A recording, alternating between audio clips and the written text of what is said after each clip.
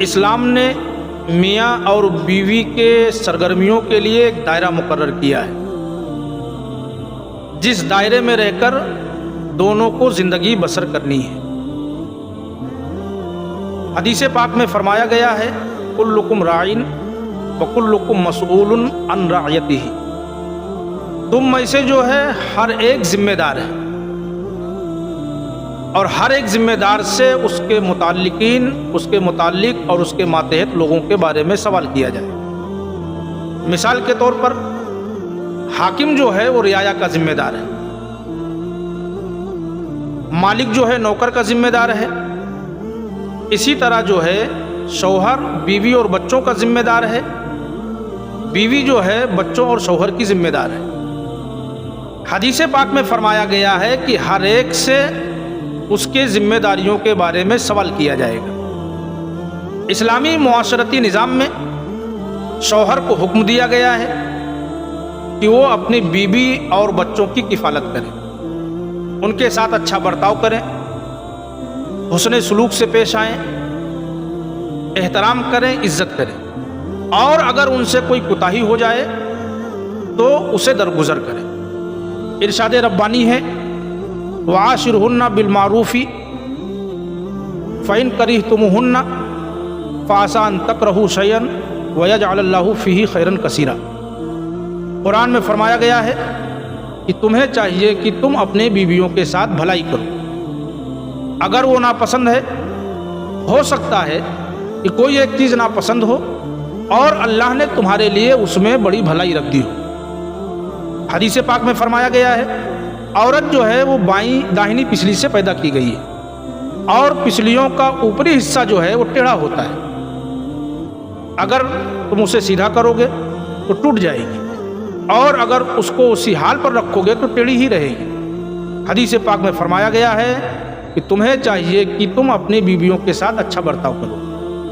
قرآن و حدیث سے ہمیں یہ معلوم ہوا کہ بیویوں کے ساتھ شوہر کو اچھا برتاؤ کرنا چاہیے، حسن سلوک سے پیش آنا چاہیے، اور اگر ان سے کوئی کوتاہی ہو جائے تو اسے درگزر کرنا چاہیے۔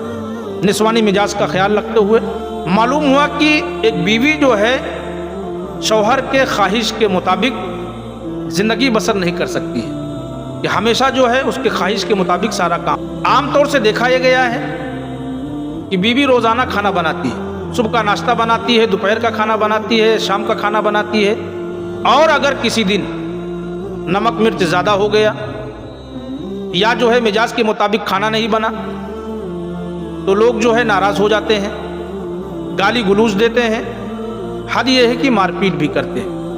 میں آپ سے پوچھنا چاہتا ہوں یہ کہاں کی انسانیت؟ ایک بات یہاں پر میں واضح کر دوں کہ کھانا بنانے کا حکم، کپڑا دھلنے کا حکم نہ تو قرآن نے دیا ہے نہ حدیث نے دیا ہے۔ آپ دیکھیں کہ روزانہ وہ کھانا بناتی ہے، صبح کا ناشتہ بناتی ہے، دوپہر کا کھانا بناتی ہے، شام کا کھانا بناتی ہے، گھر والوں کے کپڑوں کو دھلتی ہے، بچوں کو نہلاتی ہے، اسکول بھیجتی ہے، خادمہ بن کر گھر کے سارے کام کاج کو کرتی ہے۔ یہ سب کچھ احسان ہے ایک شوہر پر، تو شوہر کی بھی ذمہ داری ہے کہ اس کے ساتھ احسان کرے۔ دیکھیے میاں بیوی کا رشتہ جو ہے بڑا خوبصورت رشتہ ہوتا ہے۔ میاں بیوی کو ایک دوسرے کے کام میں ہاتھ بٹانا چاہیے، ایک دوسرے کی دلجوئی کرنا چاہیے، ایک دوسرے پر اعتماد رکھنا چاہیے، ایک دوسرے کو خوش رکھنے کی کوشش کرنی چاہیے۔ اگر آپ ایسا کریں گے تو اللہ بھی خوش ہوگا اور اس کے رسول بھی خوش ہوں گے۔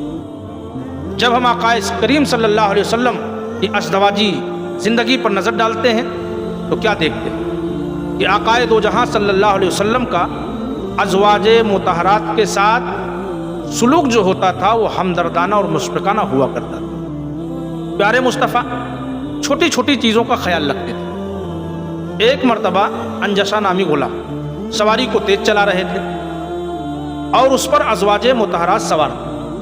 پیارے مصطفیٰ نے آہستہ چلانے کا حکم دیا کہ کہیں انہیں کوئی تکلیف نہ ہو جائے، کہیں ڈر نہ جائیں، نازک شیشے ٹوٹ نہ جائے۔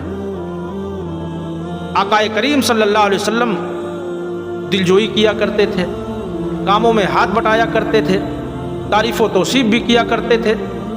आज देखा यह गया है, जा रहा है कि अगर कोई बीवी के काम में हाथ बटाता है तो लोग उसको जो है बीवी का गुलाम कहते हैं। बीवी के काम में हाथ बटाने को लोग बाइस शर्मिंदगी समझते हैं, जबकि घरेलू कामकाज में बीवी का हाथ बटाना आकाए दो जहां सल्लल्लाहु अलैहि वसल्लम की सुन्नत है।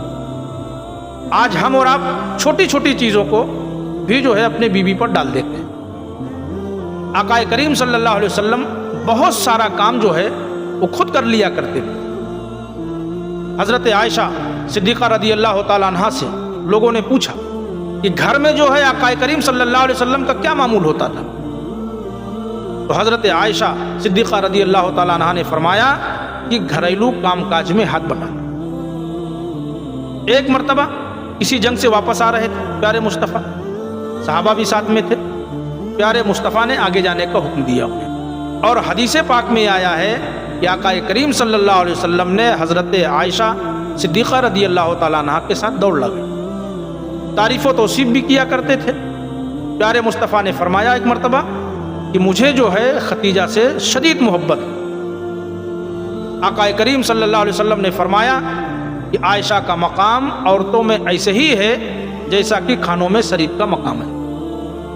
आकाए करीम सल्लल्लाहु अलैहि वसल्लम ने खुशगवार अज़दवाजी ज़िंदगी के लिए वो शाहरा मुतय्यन किया है जिसका मुसाफिर कभी नाकामो नामुराद नहीं हो सकता, कभी नुकसान नहीं उठा सकता, बल्कि एक अच्छे शौहर होने की हैसियत से अपने बीवी और बच्चों को दुनिया की हर खुशी दे सकता है और अल्लाह उसके रसूल की रज़ा हासिल कर सकता है। ये सीरत पाक का ऐसा रोशन बाब है जिसका कोई सिरा नहीं।